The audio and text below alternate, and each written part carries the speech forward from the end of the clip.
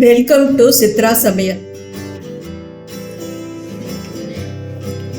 இன்னைக்கு ராகியை வச்சு கொஞ்சம் வித்தியாசமாக தோசை செய்ய போகிறோம். டெய்லி நம்ம இட்லி தோசை தான் சாப்பிட்டுட்ருக்கோம். அதனால் இந்த ரெசிபி நான் எடுத்திருக்கேன். 1 கப்பு ராகி, கேப்பையும் சொல்லுவாங்க. 1 கப்பு ராகி எடுத்துருக்குறோம். இதே கப்பில் 1 கப்பு வெள்ளை சுண்டல், நீங்கள் கருப்பு சுண்டல் கூட எடுத்துக்கலாம். 1/2 கப்பு உளுத்தம்பருப்பு, வெள்ளை உளுந்து, நீங்கள் கருப்பு உளுந்து கூட எடுத்துக்கலாம். இதை 3ஐயும் ஒரு பாத்திரத்தில் தண்ணி ஊற்றி ஒரு 4 மணி நேரம் ஊற வச்சுக்கணும். நம்ம கேப்பை, வெள்ளை சுண்டல், உளுந்து எல்லாம் ஒரு பாத்திரத்தில் போட்டு தண்ணி ஊற்றி 4 மணி நேரம் ஊற வச்சு எடுத்துட்டோம். இப்போ இதை நம்ம மிக்சியில் நைஸாக அரைச்சி எடுத்துக்கலாம். பிறகு ராகி, வெள்ளை சுண்டல், உளுத்தம்பருப்பெல்லாம் ஊற வச்சுருந்தோம்ல, அது 4 மணி நேரம் ஆயிடுச்சு. மிக்சியில் போட்டு நைஸாக அரைச்சி வச்சுருக்கிறோம். உப்பு போட்டு கரைச்சிட்டோம். இதை ஒரு 8 மணி நேரம் புளிக்கணும். அதுக்கப்புறம் நம்ம தோசை ஊற்றிடலாம். ஒரு 8 மணி நேரம் இப்போ புளிக்க வைக்கலாம். இப்போ நம்ம ராகி, கொண்டக்கடலை, உளுந்தெல்லாம் அரைச்சி நல்லா 8 மணி நேரம் புளிக்க வச்சுட்டோம். நல்லா புளிச்சு வந்திருக்கு. இப்போ நம்ம இதோட பச்சை மிளகாய் ஒரு 8, ஒரு துண்டு இஞ்சி, சீரகம், இது மிக்சியில் நல்லா நைஸாக அடித்து எடுத்துக்கிட்டு இந்த மாவோடு கலந்து நம்ம தோசை ஊற்றிக்கலாம்.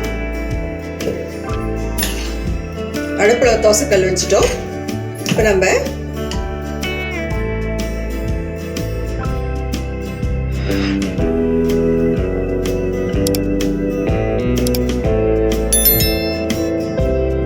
இந்த பச்சை மிளகாய், சீரகம், இஞ்செல்லாம் அரைச்சி இதோட ஊற்றிட்டோம்.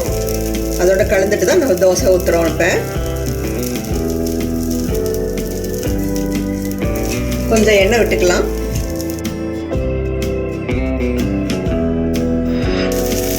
நீங்கள் இதை ஊத்தாப்பங்கூழ் மாதிரி ஊற்றிட்டு வெங்காயம் கூட தூவிக்கலாம்.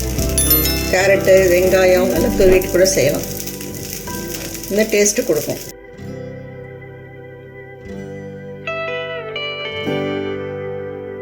ரெண்டு பக்கம் திருப்பி போட்டோம். நல்லா வெந்துருச்சு தோசை. சூப்பரான ராகி கொண்டக்கடலை தோசை ரெடி ஆயிடுச்சு.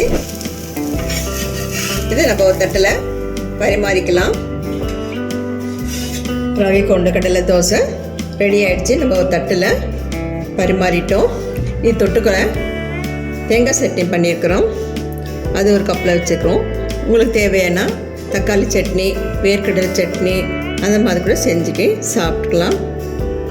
ராகியில் நிறைய சத்துக்கள் அடங்கியிருக்கு. எலும்பு வலுப்படுத்தும். நீங்கள் வாரம் ஒரு முறை இதே மாதிரி தோசையை வீட்டில் செஞ்சு பாருங்கள். குழந்தைங்களுக்கும் பெரியவங்களுக்கும் இது கொடுத்தா அவங்க உடம்பும் நல்லா இருக்கும். இது எதிர்ப்பு சக்தி அதிகமாக இருக்கும். தாது பொருள் சத்துக்கள், புரதச்சத்துக்கள் எல்லாம் இது நிறையா இருக்குது. அதனால் நீங்களும் உங்கள் வீட்டில் இதே அளவோடு செஞ்சு பாருங்கள். பாராட்டுக்கள் நிச்சயம். இந்த வீடியோ உங்களுக்கு பிடிச்சிருந்தா சித்ரா சமையலுக்கு லைக் பண்ணுங்கள், கமெண்ட்ஸ் பண்ணுங்கள், சப்ஸ்கிரைப் பண்ணுங்கள், ஃப்ரெண்ட்ஸுக்கும் ரிலேட்டிவ்ஸுக்கும் ஷேர் பண்ணுங்கள். உணவே மருந்து.